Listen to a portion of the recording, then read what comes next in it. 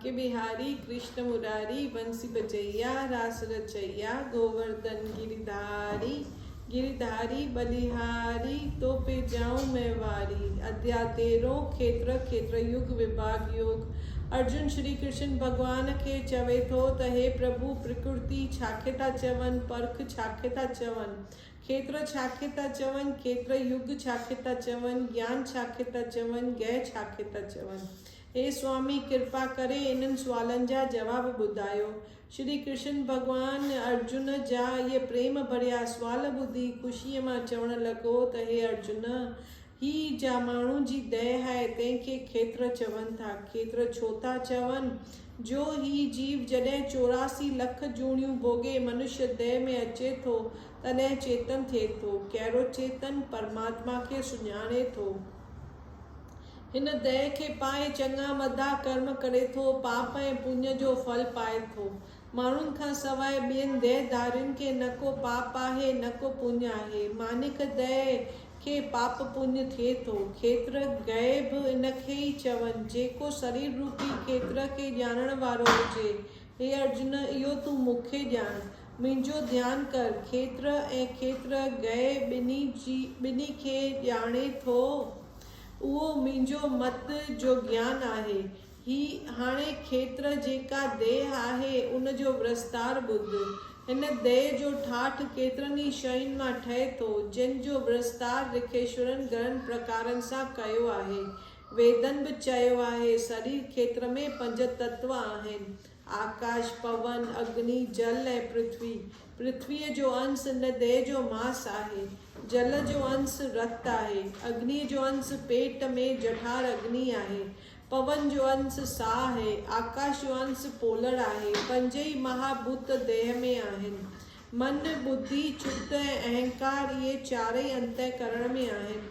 5 ज्ञान इंद्रियूं आहिनि 5 कर्म इंद्रियूं आहिनि। अखियूं कन नक गिल जिभ इहे 5 ज्ञान इंद्रियूं आहिनि। हथ पेर गदा लिंग ॻाल्हाइण वारी ज़बान इहे 5 कर्म इंद्रियूं आहिनि। तुचा याने कि अंदरी खिल सां सभिनी इंद्रियुनि में व्यापक आहियां। ऐं ॼिभ में 2 गुण आहिनि स्वाद वठण महिल ज्ञान गुण अथसि ऐं ॻाल्हाइण महिल कर्म गुण अथसि। इहे 2 ई इंद्रियूं आहिनि। 5 ज्ञान इंद्रियूं आहिनि जूं 5 विषय जूं आहिनि। अखियुनि जे वश रूप ॾिसण नक जे वश बू वठण कननि जे वश आवाज़ ॿुधण ॼिभ जे वश खटो मिठो स्वाद चखण खिल जे वश थधो ततो सुञाणण। इन मां ई सारो संसार ठहियो आहे। इन शरीर रूपी शहर जी जेका आबादी आहे सा ॿुध। चङी शइ खाइण जी इच्छा मदी शइ खाइण खां नफ़रत कॾहिं सुख कॾहिं दुख इन्हनि चइनी जी हिन में आबादी आहे। हाणे इन जी साधना करे मुंहिंजो ज्ञान थिए थो सो ॿुध।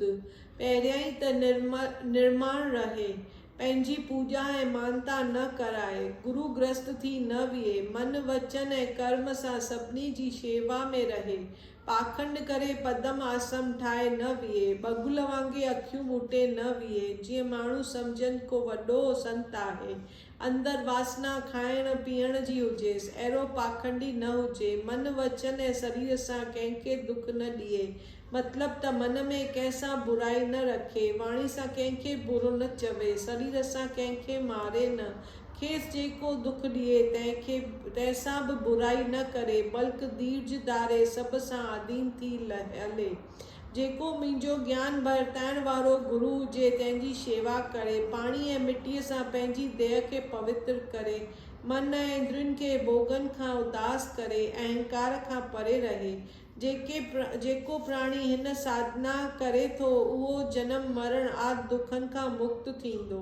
स्त्री ऐं ॿियनि कुटुंब जे भातियुनि सां मोह न रखे मित्र ऐं शत्रु खे हिकु समान ॼाणे मूंसां आनंद में रहे। जीअं पतिव्रता स्त्री पंहिंजे पतीअ जी शेवा में रहंदी आहे पराए पुरुष ॾे निहारींदी बि न आहे तीअं ई मुंहिंजा भगत मुंहिंजो ई सुमरन कनि था ॿिए कंहिंजो बि नालो नथा वठनि। जेको अहिड़ीअ रीति मूंसां मिली एकांत में वेही संसारी माण्हू जी प्रीत न रखी हे अर्जुन ही सभु साधना मूं तोखे ज्ञान जे करे चया आहिनि। इन्हनि साधना खां सवाइ ॿियो जेकी करी सो सभु अज्ञान आहे। जीअं ॾीए जो सामान तेल कपा बाहि इहे सभु गॾु कबा तॾहिं ॾीओ ॿरंदो ऐं घर में रखिबो त उहो सभु ॾिसण में ईंदो। सो ज्ञान हिकिड़ो ॾीओ आहे। हे अर्जुन, गए बि मां आहियां, इन करे मुंहिंजो नालो ज्ञान गए आहे। जंहिंजे ॿुधण करे ॼमण ऐं मरण खां पुरुष छुटे थो। जीअं अमृत पी करे देह अरोगी थींदी आहे, तीअं ई मुंहिंजो गए रूपी ॾिसण ऐं ॿुधण करे अमर थिए थो। गए अनादि आहे, जंहिंजी आदि कान्हे, सभ खां परे आहे, इन करे इनखे पार ब्रह्म चवनि था। देह ऐं जीव उन खां परे आहिनि।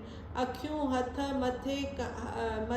मथे, कननि ऐं ॿियनि सभिनी अंगनि में व्यापक आहिनि। सभिनी खां परे बि आहियां, सभिनी सां मिलियल बि आहियां, सभिनी जे करण वारो बि आहियां, वरी निर्गुण बि आहियां। सभिनी गुणनि खे भोग बि थो करियां। वण ऐं टिण, हलंदड़ जीव, जेके भूत प्राणी उन जे अंदरि ऐं ॿाहिरि आहिनि, अहिड़ो सुखी आहियां जो ॼातो नथो वञे। इन करे परमेश्वर खे सभ खां परे चवनि था। हू सभ में व्यापक ऐं सभ खां न्यारो बि आहे। हे अर्जुन, तूं इहो गए मूंखे सम्झ। जॾहिं सारे संसार खे नास कंदो आहियां तॾहिं मुंहिंजो नालो ग्रास चवंदा आहिनि। जॾहिं वरी संसार खे पैदा कंदो आहियां तॾहिं मुंहिंजो नालो उत्पत करता चवंदा आहिनि। संसार जे अंदरि ऐं ॿाहिरि व्यापक थी रहियो आहियां, इन करे मुंहिंजो नालो विष्णु चवंदा आहिनि। सूरज आदि खां वठी जेतिरा बि तेज वारा पदार्थ आहिनि, उन्हनि सभिनी जी जोति तूं मूंखे सम्झ। ऐं जेको अंधकार आहे, अज्ञान आहे, उन खां परे आहियां। हे अर्जुन, ही यज्ञ जे ॼाणण जो ज्ञान आहे। उन ज्ञान करे ॼाणण में अचां थो। ही हथनि सां वठण में नथो अचां, अखियुनि सां ॾिसण में नथो अचां, सभिनी जे हृदय में आहियां। हे अर्जुन, खेत्र युग ज्ञान यज्ञ जो विस्तार मूं तोखे चङे प्रकार ॿुधायो। हे अर्जुन, सभिनी भक्तनि मूंखे इन रीत ॼातो आहे ऐं मुंहिंजे चरणनि में प्रीत लॻाई अथनि। हे अर्जुन, हाणे प्रकृति ऐं परख जो विस्तार ॿुध। प्रकृति याने के माया, परख याने के जीव, उनखे अनादि सम्झ। ईअं सम्झ, विकार ऐं गुण प्रकृति मां उत्पन्न थियनि था। कार्य याने के शरीर, कारण याने के इंद्रियूं, उन करे प्रकृति चइजे थी। सुख दुख जे भोगण जो कारण परख चइजे थो। हाणे दृष्टांत ॿुध। मिटीअ थां हिकु कार्य आहे। जंहिं मिटीअ मां बणायो वियो सा मिटी उनजो कारण आहे। जंहिं कुंभार बणायो तंहिंखे उनजो कर्ता चइजे थो। सो हे अर्जुन, ही संसार माया जो कार्य आहे, सो कार्य बि मां आहियां। ही संसार माया जो स्वरूप आहे। संसार जो कारण माया ई आहे। माया मां ई सारो संसार उत्पन्न थियो आहे। संसार जे करण हारी बि मां आहियां। सो उन्हनि टई ॻाल्हियूं माया मां सम्झ। हे अर्जुन, ही सारो वृत्तांत माया जो आहे। हाणे परख जो जीव आहे, तंहिंजो अर्थ ॿुध। हिन प्रकृतिअ जो पैदा कयल जो शरीर नाले जो शहर आहे, हुन शरीर में दुख सुख भोगण वारो जीव आहे। माया मां देह पैदा थी आहे। इंद्रियुनि में 3 गुण आहिनि, उन्हनि सभिनी खे भोॻियां थो। गुणनि जी संग करे ही जीव जूणिन में पियो फरे। हे अर्जुन, हाणे मुंहिंजी ॻाल्हि ॿुध। मां कहिड़ो आहियां, हिन माया ऐं जीव गॾिजी मुंहिंजे अॻियां हिकिड़ो मज़ो ठाहियो आहे। सो उन खेल या मज़े खे ॾिसण वारो मां आहियां। जेको जीव ऐं माया जे तारण वारो बि मां ई आहियां। हे अर्जुन, ही ॿई मूंखे नमस्कार कनि था। उन्हनि टिनी जो न्याय करण वारो बि मां आहियां। हिन जीव ऐं देह खां परे आहियां। इन करे मूंखे परमात्मा चवनि था। जेको माया जे दुख ऐं सुख जे भोगण वारो जीव खे ॼाणे, देह ऐं इंद्रियुनि खे गुणनि खां ॼाणे, उन जो साक्षात ॾिसण वारो जो मूंखे ॼाणे, न्यारो सम्झे, उन जे ॼाणण जो फल छा थो पाए सो ॿुध। हर उन जो संसार में ॼमण ऐं मरण आहे। तंहिंखां मुक्त थींदो। मरण कर्म जीव लाइ बंधन आहे, पर जे सभु कर्म ईश्वर अर्पण कजनि त उहे बंधन न आहिनि। अहिड़ीअ तरह जंहिंखे भॻवान जो भउ आहे, जो अठई पहर प्रभु खे ध्याए थो, सो पाप कर्म कंदो ई कीन। पाप जो मूल लोभ आहे। के ध्यान मार्ग खां आत्मा खे पाण में पसीन था त के ध्यान मार्ग खां, ॿिया वरी कर्म मार्ग खां। के वरी मुंहिंजे भक्तनि खे मुंहिंजी महिमा ॿुधाइनि था, मुंहिंजी महिमा ॿुधी मूं में प्रीत कंदा ऐं मुंहिंजो नालो जपीनि था। इहे पुरुष मुंहिंजे परम गति खे पाईंदा। हे अर्जुन, जेको वण टिण हलंदड़ जीव भूत प्राणी उत्पन्न थिया आहिनि, उन्हनि सभिनी में मां ई हिकिड़ो व्यापक आहियां। देह जे नास थियण करे मां नास नथो थियां। जिन मूंखे अहिड़ो करे ॼातो आहे ऐं सभ में मूंखे सम्झियो अथनि, कंहिंखे बि दुख ई नथा ॾिसी सघनि ऐं मुंहिंजे अविनाशी पद खे पाइनि था। हे अर्जुन, जेके कर्म थियनि था से सभु इंद्रियुनि ऐं मन खां थियनि था। इहे सभु माया मां पैदा थियनि था। आत्मा कुझु बि नथी करे। ही जेकी भूत प्राणियुनि जो विस्तार ॾिसे थो, उहो सभु हिकु ईश्वर जो करे ॾिस। हे अर्जुन, तूं जॾहिं अहिड़ो थींदे तॾहिं तूं ब्रह्म खे पाईंदे, जंहिंजी आदि ऐं अंत कान्हे ऐं निर्गुण आहे, गुणनि खां परे आहे, अविनाशी आहे। हे कुंती नंदन, हिकिड़ो ॿियो बि मुंहिंजो प्रताप ॿुध, जंहिंजे अॻियां ॿिया प्रताप कुझु बि न आहिनि। जीअं सूरज सोढ़ीअ जे महिल ओभर खां प्रकाश कंदो आहे त यकदमि सभिनी दिशाउनि में प्रकाश थी वेंदो आहे, तीअं हाथीअ खां वठी कीलीअ ताईं सारे संसार में हिक ई भेरे जीवन खे पैदा करियां थो।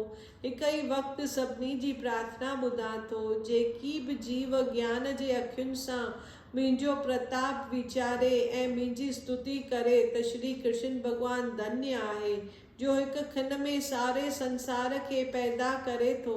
अहिड़ो जो ईश्वर समर्थ आहे ऐं अहिड़ो परम आत्मा आहे, जंहिंखे मुंहिंजो वारोवार नमस्कार आहे। जेको पुरुष मूंखे अहिड़ीअ रीति ॼाणे थो, मुंहिंजी स्तुति करे थो, उनजो फल ॿुध। उहो पुरुष जनम मरण जे दुखनि खां छुटी पार थी परम पद खे पाए थो। बोलो श्री कृष्ण कन्हैया लाल की जय। तात्पर्य: हे अर्जुन, जनम मरण ऐं ॿियनि दुखनि खां मुक्त उहो थींदो जेको मनुष्य मन वचन ऐं शरीर सां कंहिंखे बि दुख न ॾिए, शरीर सां कंहिंखे मारे न, वाणीअ सां कंहिंखे बुरो न चवे, मन करे अहंकार न करे, जेको ॿियो खेसि दुख ॾिए त धीरज धारे शांत चित रहे। हिते श्री भागवत गीता जो 13 अध्याय विश्वरूप दर्शन योग नाले पूरो थियो। बोलो श्री कृष्ण कन्हैया लाल की जय। अध्याय 13 जो महत्व। श्री नारायण चवे थो त लक्ष्मी दखन देश में हरनाम नाले हिकु नगर आहे। उते हिकु पापण स्त्री रहंदी हुई, मांस ऐं शराब बरताईंदी हुई, कुकर्म पिणु कंदी हुई। हिकिड़े ॾींहुं हिकिड़े माण्हू सां कुकर्म कयईं, वरी हुनखे चयईं त फलाणी जाइ ते मां तो वटि ईंदसि, तूं बि उते अचिजे। उहो माण्हू हुन जंगल में वियो, उहा स्त्री बि उते वई। उते हिकिड़ो शींहुं आयो। उहो स्त्री शींहं खे ॾिसी डिॼी वई। शींहं चयो त हीअ स्त्री तोखे खाईंदुसि। तॾहिं स्त्री चयुसि त तूं पंहिंजे अॻे जन्म जी ॻाल्हि ॿुधाए त तूं केरु हुए। तॾहिं शींहं चयो त मां अॻे जन्म में ब्राह्मण हुअसि। हिकिड़े ॾींहुं माया जे लालच करे सवेर सुबुह जो घर मां निकिरी ॿाहिरि वियुसि। रस्ते में धिको खाधमि, धिके खाईंदे साह निकिरी वियो। जमगुण धर्मराय वटि वठी हलिया। धर्मराय हुकुम ॾिनो त हिन पापीअ खे वञी शींहं जो जनमु ॾियो। तॾहिं मूंखे हीअ दया मिली आहे। धर्मराय मूंखे हुकुम ॾिनो त जेको पापी आहिनि उन्हनि खे मारे तूं खाईंदो कर। जेकी साधु ईश्वर जा भक्त हुजनि उन्हनि जे वेझो बि न वञिजे। तंहिं करे हे स्त्री मां तोखे खाईंदुसि। एतिरो चई हुन स्त्रीअ खे खाई वियो। तॾहिं स्त्रीअ खे जमगुण धर्मराय वटि वठी हलिया। धर्मराय हुकुम ॾिनो त हिन खे चंडालण जो जनमु ॾियो। उन स्त्री वञी चंडालण जो जनमु पातो। हिकिड़े ॾींहुं उहा चंडालण नर्मदा नदीअ जे किनारे खां लंघी पे ॾिठाई हिकिड़ो साधु गीता जे 13 अध्याय जो वेठो पाठ करे वही ॿुधण लॻी। जॾहिं साधु पाठ करे भोग विधो, एतिरे में चंडालनि जी दह छुटी, देवताउनि जी दह पातऊं। आकाश मां विमान आया, उन्हनि में चाढ़े वैकुंठ ॾे वञण लॻी।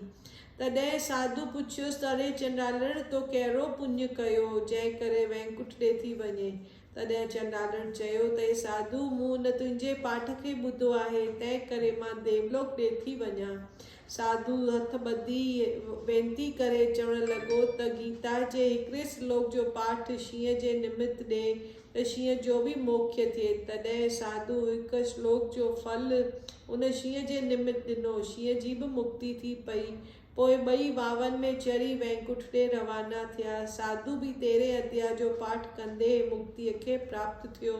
श्री नारायण चवण लॻो त हे लक्ष्मी, इहो गीता जे 13 अध्याय जो मातम समाप्त थियो। बोलो श्री कृष्ण कन्हैये लाल की जय। सियावर रामचंद्र की जय। मोर मुकुट बंसीअ वारे की जय। शिव बोलेंगा न्यार होएंगा, बोल सदाई शिवलाल। जाति चो झूलेलाल, बेड़ाई पार सदाई सुखी, सदाई शाहूकार।